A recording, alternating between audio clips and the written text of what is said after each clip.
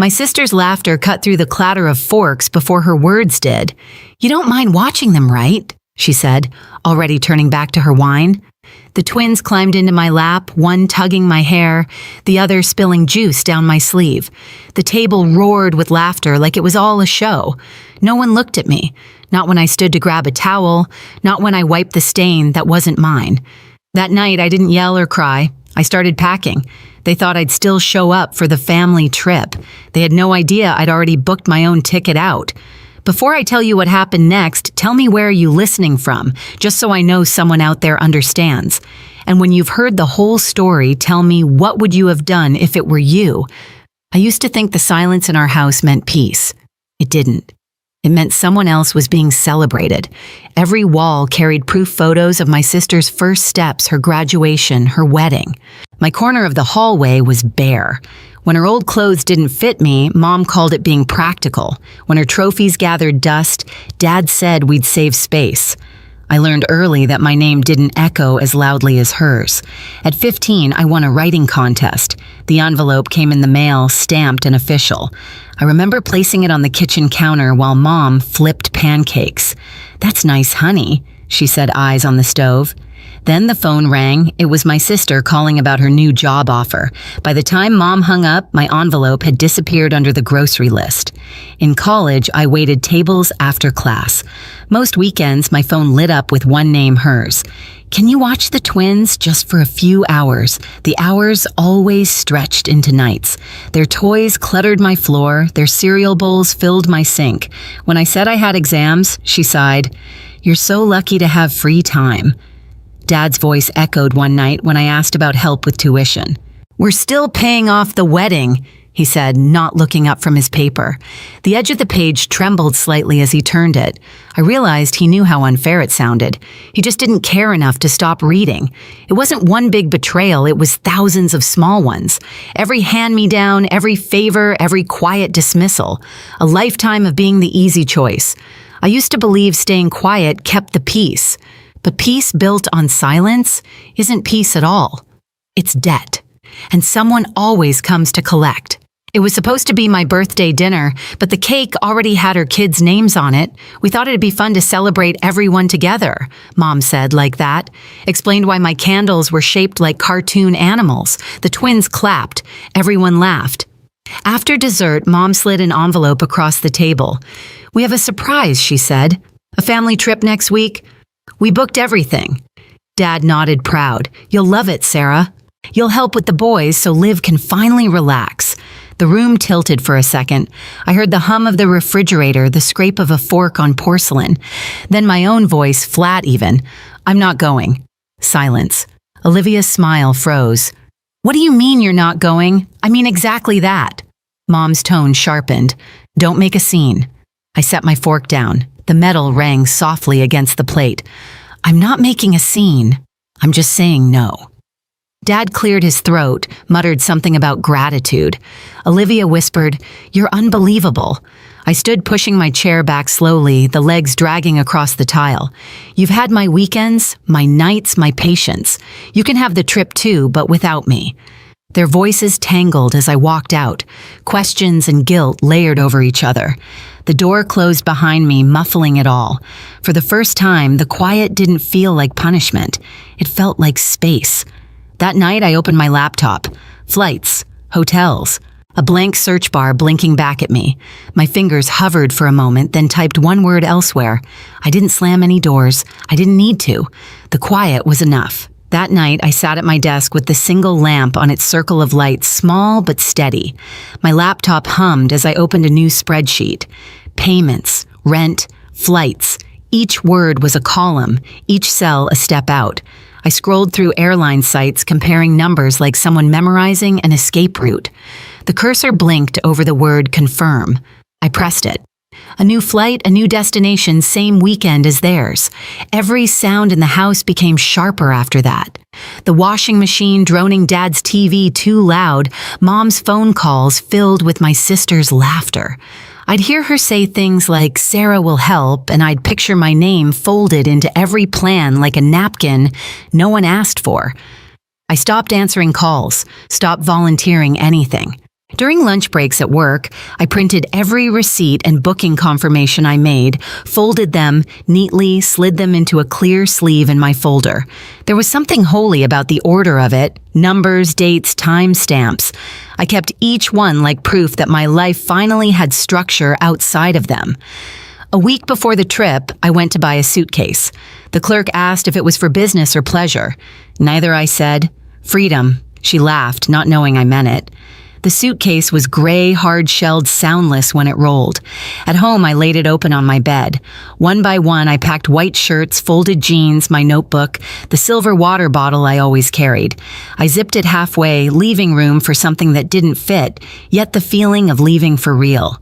Mom knocked on my door that night. "Remember to bring sunscreen," she said, mistaking my closed laptop for agreement. I nodded once, watching her reflection in the screen. Her words floated in the air long after she left.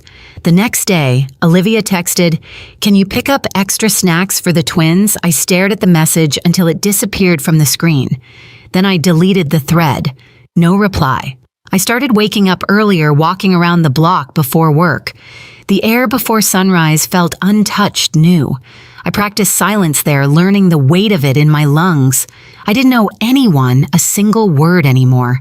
In the evenings, I cleared my emails, unsubscribed from everything with their names on it. I organized my bank accounts, stopped every auto pay tied to shared bills. My life shrank down to essentials, what I earned, what I kept, what I chose. Maya from work noticed. "You've been quiet," she said over coffee. "Maybe I finally ran out of explanations," I replied. She didn't ask more, and I was grateful. 2 nights before their flight, I stood in front of the hallway mirror, the one framed by the family photos Mom loved. Olivia's wedding smile stared back at me. My own reflection looked foreign, calmer, but older somehow. I picked up the frame, flipped it face down. The soft thud against the table sounded final. Later that night, I wrote a single text draft and saved it. "I'm going on my own vacation. Enjoy yours." I didn't send it yet. Just seeing it waiting in my outbox was enough to slow my pulse. The last evening at home, the house buzzed with excitement. Suitcases stacked near the door. The twins ran through the hallway in matching hats. Mom's voice carried from the kitchen, rehearsing checklists. I sat in my room, earbuds, and pretending to watch a movie. My suitcase was already hidden in the trunk of my car. At midnight, I checked the flight again. On time. I took one slow breath, turned off the lamp, and let the darkness settle. My phone lit up once Olivia's message. "Can't wait for our trip." I powered the phone down without replying. That night, I slept deeper than I had in years. Morning came in the quietest way.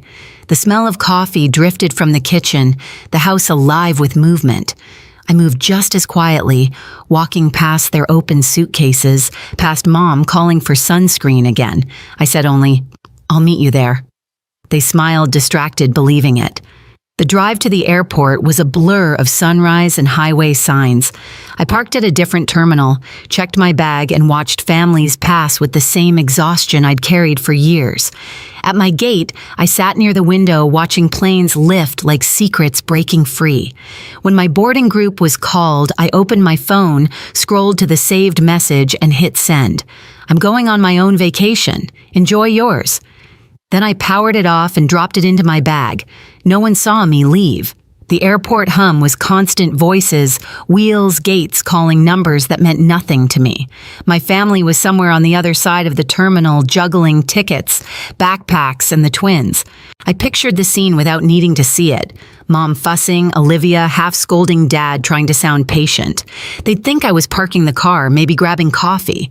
For once, I liked that they weren't looking for me. I walked to my gate, showed my boarding pass, and stepped onto a plane heading in the opposite direction. The air smelled like metal and recycled air. When the seatbelt light blinked on, I closed my eyes.